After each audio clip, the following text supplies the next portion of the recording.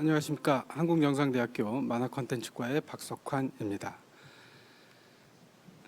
제가 오늘 드릴 말씀은 웹툰 전문 플랫폼의 비즈니스 모델과 가치에 대한 것입니다. 2009년 한국만화 100주년 행사가 있었습니다. 저는 그때 웹툰을 한국만화 100년의 발명품이라고 한 적이 있습니다. 당시 웹툰은 새로운 작가, 새로운 형식, 새로운 독자가 전혀 새로운 시장을 만들었었기 때문입니다. 무엇보다 시장을 작동하도록 만드는 이익의 원천, 즉 이익 실현 방식이 이전의 만화 산업들과는 달랐기 때문입니다. 이익 실현의 방식, 즉 비즈니스 모델 차원에서만 한국 만화사를 본다면 이럴 수 있을 것 같습니다. 예컨대 1909년 대한민보입니다. 최초의 만화 플랫폼입니다만 기사 정보가 주가 되는 신문이었습니다. 이익 실현 관점에서만 본다면 만화를 끼워 팔기 한 것이라고 볼 수 있습니다. 만화는 공짜라고 했던 포털 사이트 비즈니스 모델의 원조인 셈입니다. 옆에 보시는 장표의 그림은 1956년 발행된 본격 만화 전문 잡지 만화 춘추입니다. 작가와 작품 모음집 형식을 띠고 있었는데요. 만화의 형식이라는 것이 아직까지는 독자적으로 이른바 재화로서의 교환 가치를 갖지 못했기 때문입니다. 물론 그 전에 발행된 단행본 만화도 있었습니다. 1946년 발행된 김용환 선생님의 토끼와 원숭이입니다. 그런데 이 작품 마회성 원작의 동화를 각색한 것입니다. 현재적 의미에서 보면 교양 학습 만화라고 볼 수 있습니다. 만화 형식 자체의 상품성이나 교환 가치라기보다는 만화의 교육적 가치, 기능성에 집중한 것입니다. 지식과 정보를 담은 책의 형식을 취했을 때 만화 형식도 이른바 책값을 받았습니다. 하지만 창작성 그리고 무엇보다 오락성이 우선시 됐을 때 만화는 판매 상품의 위치에 있지 못했습니다. 당시 국민소득 수준과 문화비 지출 수준이 낮았기 때문이기도 했겠지만 지불 의향에 비해 소비 욕구가 더 컸던 당시 대중들의 관습 때문이기도 했습니다. 예컨대 100원에 한 권 사봐야 하는 것이지만 10원에 10권 빌려보겠다라는 소비 욕구가 더 크게 작용했던 것이죠. 시장은 소비자의 욕구를 빠르게 읽습니다. 그래서 당시 만화 산업의 선구자들께서는 만화방, 이른바 대본소라는 만화 대여 소비 플랫폼을 만들어냅니다. 생산되는 모든 만화를 전국의 각종 지정 배포점에서 대본소나 만화방에서 볼 수 있도록 한 것이죠. 이때 굉장히 다양한 비즈니스 모델이 만들어집니다. 일종의 상품화 모델일 수 있는데 한 권짜리 책을 여러 권으로 분권하는 방식도 있었고요. 지금으로 치면 이제 회전율을 높이는 대여 소비의 회전율을 높이는 방식이고요.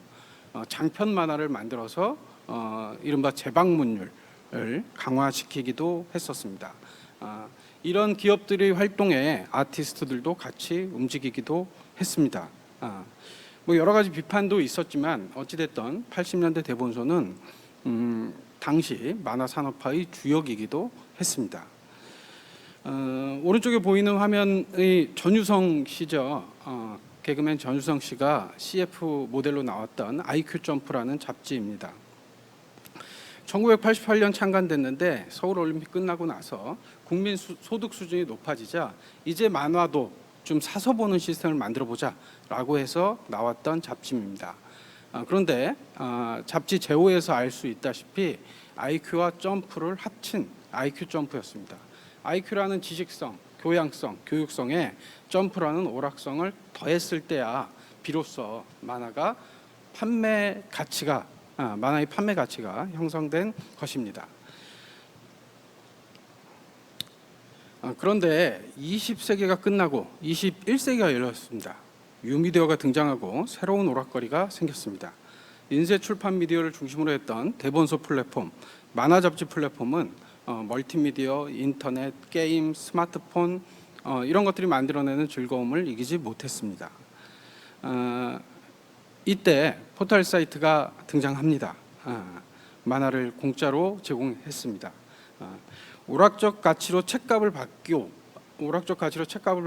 이익을 실현하기 위해서 했던 만화 산업의 그간의 노력들이 일정 부분 원점으로 돌아간 상황입니다. 만화계는 이를 시장 파괴라고 했습니다. 하지만 포털 사이트는 이를 혁신이라 하기도 했습니다. 수없이 많은 논란이 있었지만 2003년 다음 웹툰의 서사성을 담아내는 데 성공했고, 엠파스는 작화성을, 야후는 이른바 반문화, 독창성을 이끌어내기도 했습니다. 소비자들로부터 수용되기 시작한 거죠.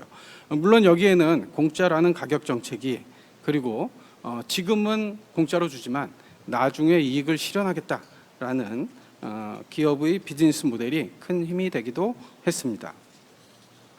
소비자들은 공짜를 원했고, 포털 사이트는 수많은 사용자들을 유입해 광고로 이익을 실현하고자 했습니다. 통상적인 미디어형 수익 모델이라고 합니다. 그런데 웹툰 사용자 1천만 명 시대가 열리니까 국내 소비 시장은 더 이상 한계가 있다, 더 확장되긴 한계가 있다라고 해서 이제 해외 시장을 녹화하기 시작합니다.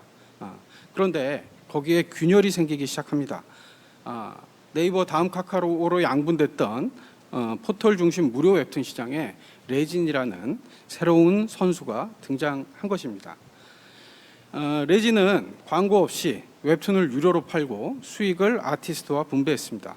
포털들은 빠르게 변하는 내수 환경에 대응하기 위해서 해외 시장 진출을 잠시 미루고 국내 시장의 내부 시스템들을 강화하기 시작했습니다. 이때